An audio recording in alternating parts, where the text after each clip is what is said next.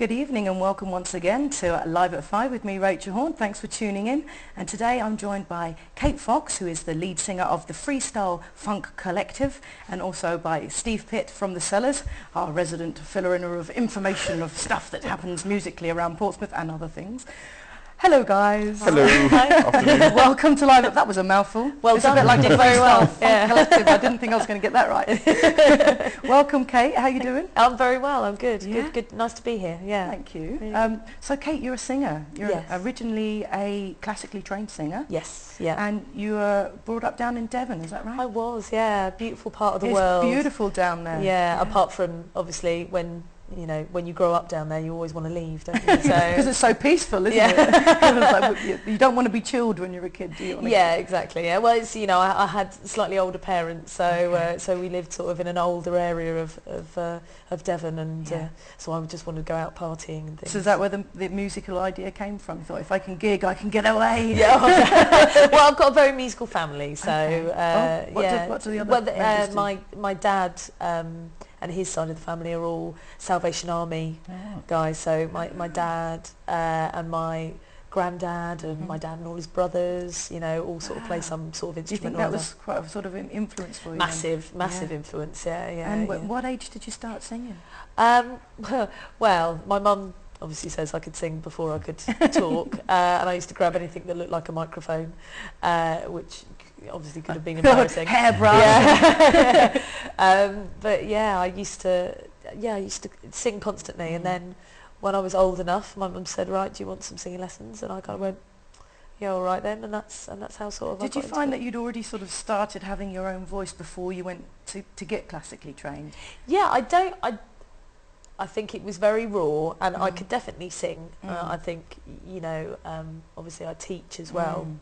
Singing and music, and I think there is always an innate ability in a lot of people that you want to bring out. So that was always there, but I think I found my voice when I started going to lessons. I went to an exceptionally good teacher. Did your teacher influence you on the way that you teach now?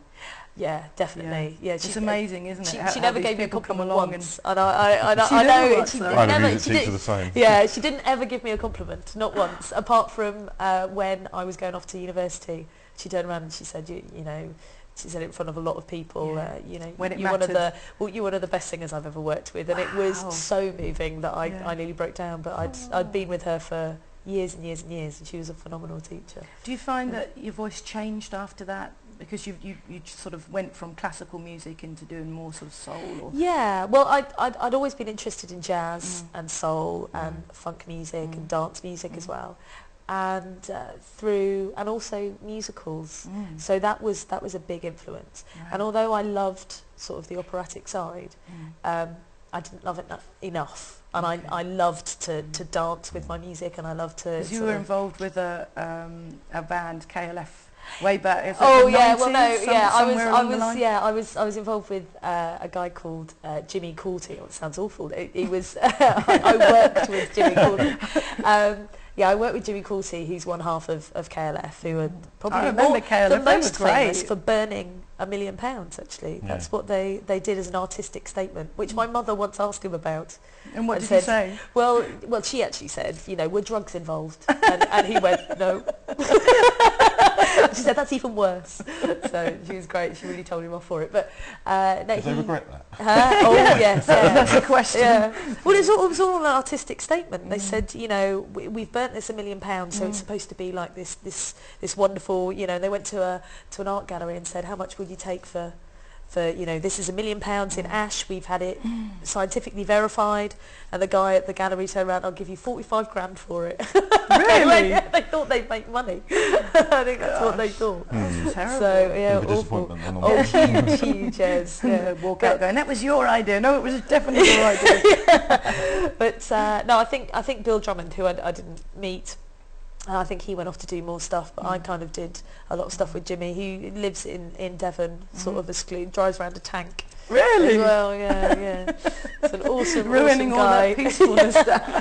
but he was the reason I got into session singing. Right. So I sort of had to develop a flexible voice because you have to do so much different work with session singing. It's important. And but with the classical, of course, I learnt to sight read, and I learnt to do a lot of stuff that possibly if I'd never been trained, I wouldn't have been able to do. That's fantastic. How did this band come about? Because there's so many members. Oh yeah, I think. Well, I couldn't tell you how many members of the collective. Because you've got the Freestyle Funk Collective, but for everybody who's not going to be able to say that, I had to put my teeth back in again. You call yourselves the FFC. The FFC. Yeah. Okay. There's probably, I would say there's a core group of about 9 of us. Okay. But and that's everything from sort of horn section, keys, guitars, vocals. But we can expand to about 13 on stage if we wanted to. But then we also have lots of other people that we bring in. So we have guest musicians.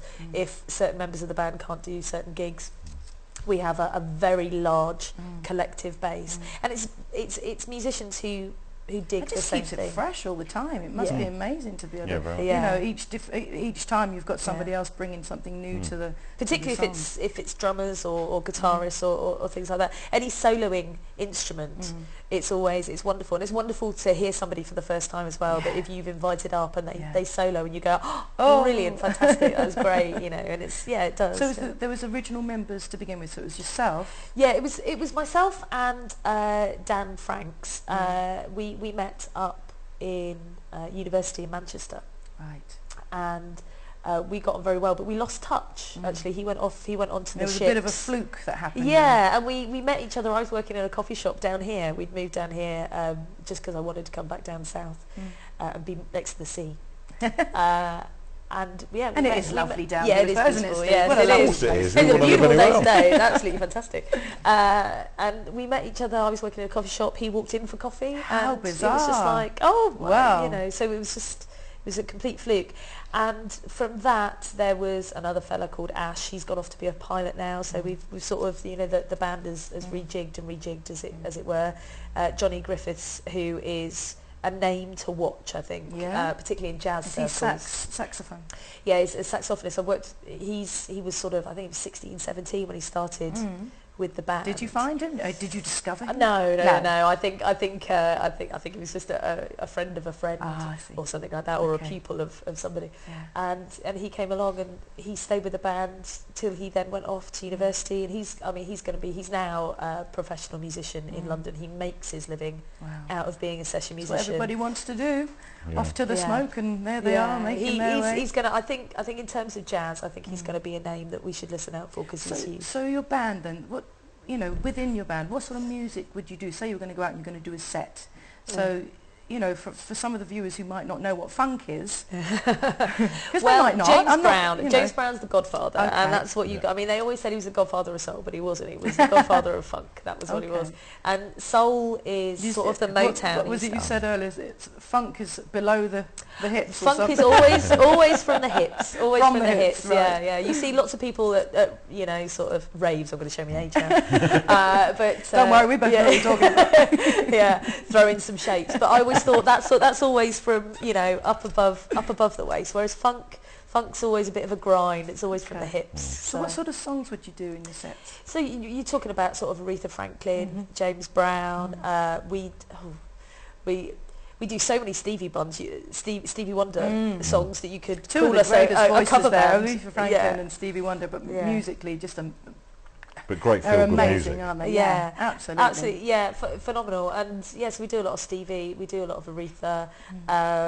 We do some of the disco numbers as well. So we sort of take those. We also do jazz numbers, but we funk them up. So you kind of put your own spin on absolutely. On everything you do?